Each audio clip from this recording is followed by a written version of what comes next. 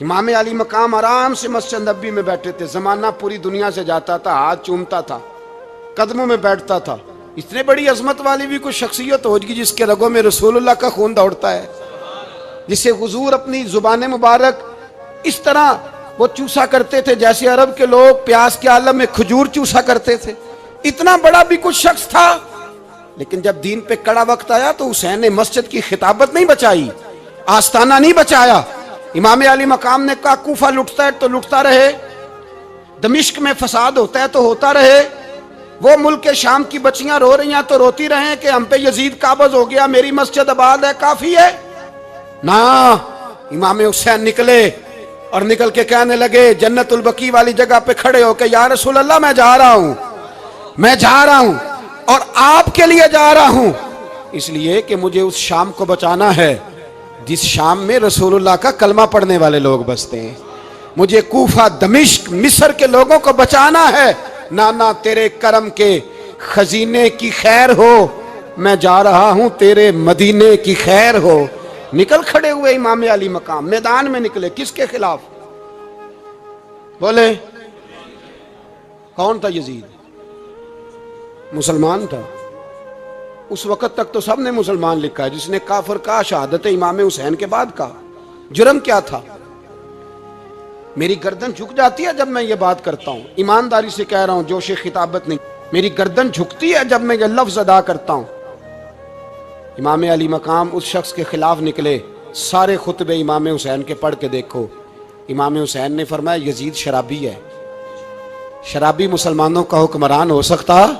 आप ना बोलें बेशक, पर बात तो सच्ची है ना। इमाम हुसैन ने फरमाया शराबी को वोट दिया जा सकता? फरमाया रंडियों का नाच देखता है जो मुजरे देखे, जो रंडियों के नाच देखे वो मुसलमानों का हुक्मरान हो सकता? इमाम हुसैन मैदान में निकले और 18 साल के अली अकबर से लेकर 6 महीने का अली असगर दे दिया, लेकिन शराबी को बर्दाश्त, बेहया को बर्दाश्त तू मैं कैसे करते? दोस्ती कातल से भी, मकतूल से याराना भी, अपनी जेब से फ्लैक्स से छुपवा के जालिमों, जाबरों, बदमाशों को वोट देते हो। इमाम हुसैन को तेरी देग की जरूरत है जो तू 10 मुहर्रम पे पकाता है, चावलों की जरूरत है जो तूने 9 मुहर्रम को पकाए। उनको उस बिरयानी की आदत थी जो तूने पकाई है। मेरे घर में फलां MNA MPA साहब आ गए थे, इमाम हुसैन के घर के अंदर यजीद ने पैगाम भेजा। उसने कहा जैसे कहोगे कर लूंगा, जितने पैसे कहोगे दे दूंगा, जितनी मस्जिदें कहोगे बनवा दूंगा, जितने इदारे कहोगे तामीर हो जाए, मुझे ना छेड़ो। आपने फरमाया ना, मस्जिद मदरसे उस वक्त आबाद रहते हैं जब हुक्मरान सही होते हैं, और जब हुकूमतें गलत होती हैं तो फिर मसाजिद आबाद, फिर मदारस की आबादकारी हो ही नहीं सकती। मैं दीन में नया रखना खोल दूं? इमाम अली मकाम खड़े हुए, पर मैं क्या करूं? हुकूमत क्या करूं? हुकूमत से क्या कहूं? अगर मेरी मिल्लत के अपने जवान के मोबाइल में रंडियों का नाच हो तो 10 मुहर्रम को तो इमाम हुसैन करबला में तड़प जाते होंगे। अगर 9-10 मुहर्रम को जो निकला इमाम अली मकाम की बात करने के लिए, वो नौजवान अगर सिगरेट का, शराब का, बदमाशी का आदी हो तो हजरत अली असगर कहेंगे ना मेरी कुर्बानी का क्या बना? वो तो निकले थे उरियानी और फाशी के खिलाफ। और अगर मिल्लत का जवान रोज चौक में खड़े होकर लड़कियों को ताड़ता हो तो हजरत अली अकबर तो अपनी कब्र में रोते होंगे कि ये इस कौम के लिए जान दे दी जो आज यजीदी तरीकों पे अमल कर रही है, जो सारी रात गंद देख के सोती है, जो सारी रात बेहयाई, फाशी और उरियानी में लगी रहती है। इन लोगों के लिए जान दे दी, इतना जुल्म उन शहीदों के साथ। और 10 मुहर्रम को देग पका के कहता है मैं इमाम हुसैन का मानने वाला हूं, मैं इमाम अली मकाम से प्यार करने वाला हूं। ना भाई ना, दोरंगी छोड़ के यक रंग हो जा, सरासर मोम हो जा या संग हो जा, उम्मत मुस्लिमा को बेदार होना पड़ेगा। इमाम अली मकाम मैदान में निकले, डट के निकले, और इमाम ने फरमाया मैदान में निकल कर कि मेरा वतन मदीना है, मेरा वतन मदीना है, पर मदीना बाद में, रसूलुल्लाह का दीन पहले। तू पाकिस्तान की बात करता है? इमाम अली मकाम ने फरमाया मदीने की शरीयत बाद में, रसूलुल्लाह का दीन पहले, और तेरे तो बच्चे आम से हैं। इमाम हुसैन ने फरमाया मेरी गोद में जो बच्चे हैं वो रसूलुल्लाह के नवासे हैं। पर बच्चे बाद में, नबी पाक का दीन पहले। आपने फरमाया तेरी बेटी बड़ी बावकार होगी, उसकी बड़ी इज्जत है, तू कहता है बेटी की वजह से ब्लैकमेल हो गया। लेकिन जो शान खुदा ने हुसैन की बेटी को अता फरमाई, जिन बच्चियों का सर का बाल नंगा हो जाए, सर का बाल नंगा हो जाए, तो इमाम शौरानी फरमाया करते थे अगर मदीने में किसी सैयदजादी के सर का बाल नंगा होता था तो सूरज अपना मुंह छुपा लिया करता था, सूरज छुप जाता था बादलों की ओट में। और मदीने वाले समझ लेते थे कि घर में काम करते करते किसी सैयदजादी के सर का कोई बाल नंगा हो गया। उन शहजादियों का इतना वकार, पर इमाम अली मकाम ने फरमाया बेटियों की फिक्र बाद में, रसूलुल्लाह का दीन पहले। पहले रसूलुल्लाह का दीन कौम मजहब से है, मजहब जो नहीं तुम भी नहीं। याद रख मेरे भाई, इमाम अली मकाम रज़ी अल्लाह तआला अन्हु ने मैदान में निकलकर पहले मजहब की बात की। और आज दीन नबी दा वांग यतीमा रोवे ते कुरलावे ते आखे मैं किथों लब्बा उमर बहादुर, मैं किथों लब्बा उमर बहादुर जेड़ा मैनू सीने लावे। मासूम बच्चे, मासूम, आज तक किधर है तुम्हारा क़वामे मुतीदा? बुलाओ ना इसे। भीख मांगते फिरते हो, काफिरों से भीख मांगते हो। बच्चा शाम को घर ना आए तो माँ दरवाजे पे नजर लगा कहती बेटे टाइम पे आ जाया कर, मुझे नींद नहीं आती, वक्त पे।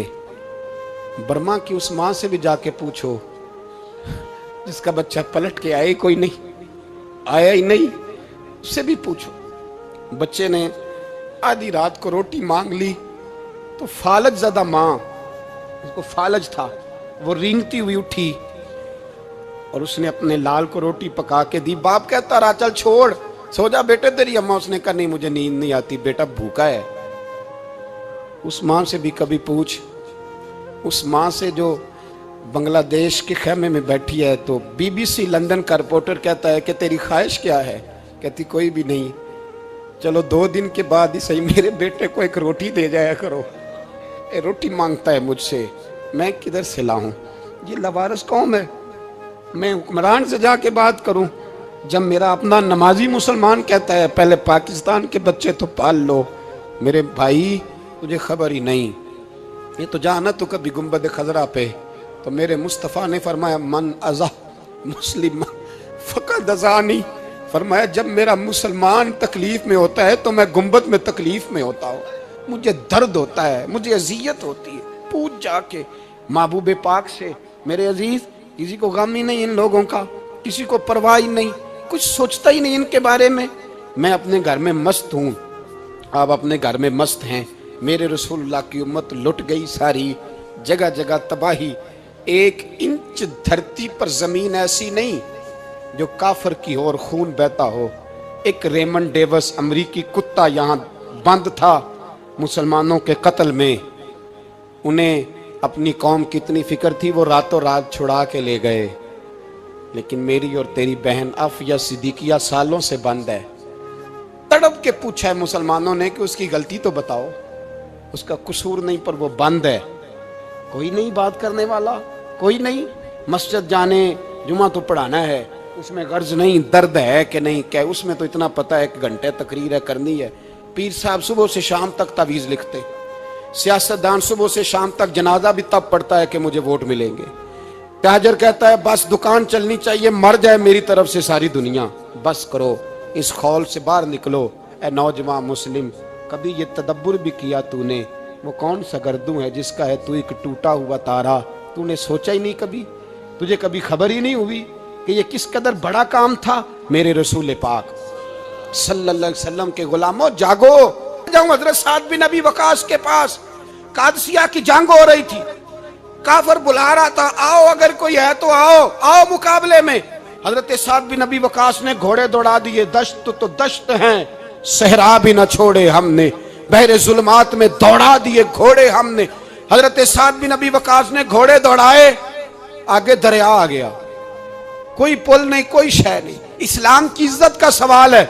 हजरत साद बिन नबी वकास ने हाथ उठाए और कहा अल्लाह, अगर तू मूसा की नाफरमान कौम को रास्ता दे सकता है तो तू हमारे दिलों को जानता है, हम तो अपने रसूल के फरमाबरदार गुलाम है। आना मेहरबानी कर कि अगर तूने दिले मुस्लिम की दिल जोई नहीं तो हमें ताना देंगे बुत के मुस्लिम का खुदा कोई नहीं। कहा अल्लाह मेहरबानी फरमा, अगर तू हजरत वैस फरकना बिकुमुल बहरा फअनजयनाकुम व अगरकना आला फिरौन, अगर तू हजरत मूसा की कौम के लिए दरिया फाड़ सकता है तो हम तो नबी पाक के गुलाम है।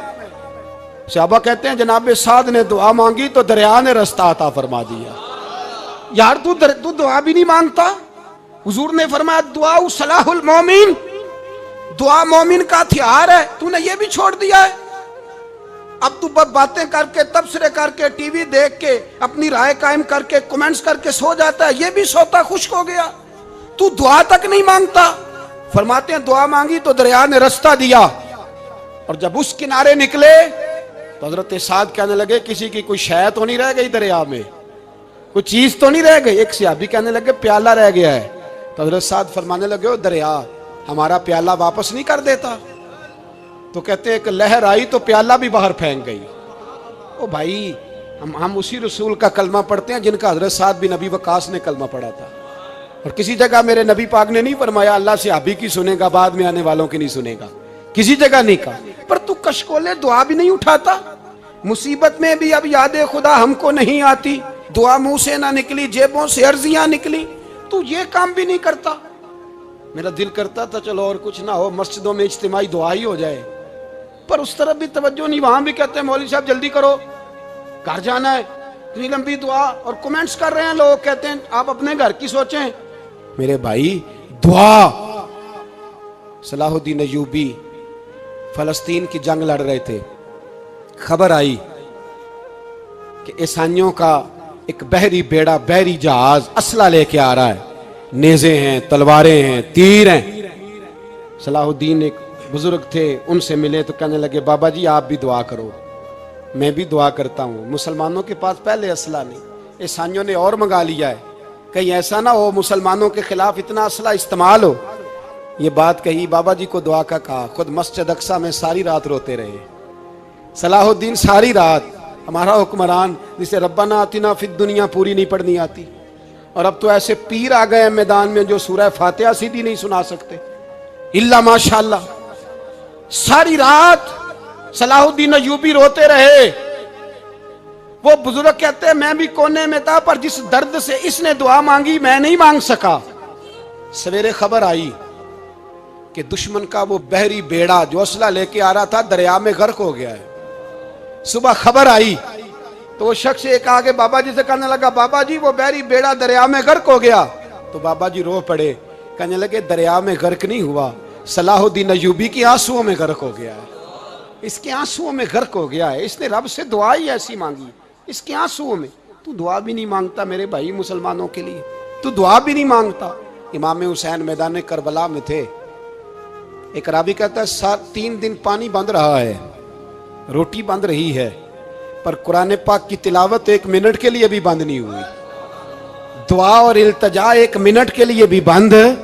हुसैन के खेमे से ये आवाज बार बार आती रही, या अल्लाह इस्तकामत भी दे और सब्र भी अता फरमा। दुआ का रास्ता बंद, तिलावत बंद नहीं हुई, अल्लाह की बारगाह में सजदे बंद नहीं हुए, तू छोड़ गया, तू दुआ तक नहीं मांगता। दुआ तो इनकलाब बर्पा कर देती है, दुआ तो हालात बदल देती है, दुआ तो तब्दीली ले आती है। कोई बैठा हुआ मुझे दूर दुआ देता है, बस दुआ देता, फकत दुआ देता है। कोई बैठा हुआ मुझे दूर दुआ देता है, मैं डूबता हूं पर समुंदर उछाल देता है। ओ भाई तू दुआ भी छोड़ गया। पहली बात आपकी खिदमत में यह है कि जागे, मुसलमान बने। दूसरा कुछ नहीं कर सकते तो दुआ तो कर सकते हैं ना, दुआ का रास्ता अपनाएं। और फिर मेरे नबी पाक अलैहिस्सलाम ने 2 बातें फरमाई, कान खोल के सुन लेना। 2 बातें हुजूर ने फरमाया एक वक्त आएगा कि मेरी उम्मत के खिलाफ काफिर एक दूसरे को आवाजें देंगे, आओ मुसलमानों को मारें, आओ मुसलमानों। तो सहाबा ने कहा या रसूलल्लाह क्यों, हम थोड़े हो जाएंगे? फरमाया नहीं, तुम बहुत ज्यादा होंगे। 56 इस्लामी मुल्क हैं दुनिया में, कितने बोल के बताना है? इतना सा बर्मा है, किसी गैर मुस्लिम का कुत्ता मर जाए तो ये चीख पड़ते हैं, और यहां कहती है अक़वाम मुत्तहिदा कि जी वो हमें दाखिल नहीं होने दे रहे, तो बंद करो फिर सलामती कौंसल, तहलील कर दो, अक़वाम मुत्तहिदा खत्म करो। अगर तुम्हारी को सुनता नहीं तो बनाई क्या है, सिर्फ मुसलमानों को प्रेशराइज करने के लिए। और हमारे मुसलमान भीख मांगते फिरते हैं, कहते हैं कहा है हमने अक़वाम मुत्तहिदा से। अब तुम अपने लिए काफिर से भीख मांगोगे, काफिर से भीख मांगोगे। मेरे अजीज, नबी पाक अलैहिस्सलाम ने फरमाया काफिर एक दूसरे को बुलाएंगे मुसलमानों को मारे। या रसूलल्लाह हम थोड़े होंगे, फरमाया बहुत ज्यादा होंगे। तो हुजूर क्या होगा, फरमाया तुम्हें वाहन हो जाएगा। या रसूलल्लाह वो क्या है, फरमाया दुनिया से प्यार हो जाएगा, मरने को दिल नहीं करेगा, दुनिया से और मरने को। उस वक्त समझ लेना काफिर तुम पे हावी है। मैं अपना अंदाजा करूं, आप अपना करें। मुझे दौलत से कितना प्यार है और आपको कितना प्यार है। जाग के सुने ये लफ्ज रसूल पाक के सल्लल्लाहु अलैहि। हुजूर ने फरमाया जब तुझे दुनिया से प्यार हो जाए, दौलत से प्यार हो जाए, इक़्तिदार से प्यार हो जाए, और जब तुझे मौत बुरी लगने लगे, तेरा मरने को दिल ना करे, फिर काफिर तेरे ऊपर चढ़ आएगा। आज दौलत ही तो रह गई है, बाकी बचा क्या है। मैं अक्सर कहता हूं शादियां नहीं होती, तिजारतें होती हैं। लड़की वाले कहते हैं कि लड़का जेवर कितना डालेगा, लड़के वाले कहते हैं लड़की जहेज कितना लाएगी। तिजारत, हर जगह दौलत, हर जगह पैसा, हर जगह सरमाया। जहां जिस मुआशरे में तिलावत बिके, नात बिके, तकरीर बिके, उससे ज्यादा और तबाही का मामला क्या होगा। मेरे अजीज, मेरे रसूल पाक अलैहिस्सलाम के सहाबा के करीब दुनियादारी आ सकी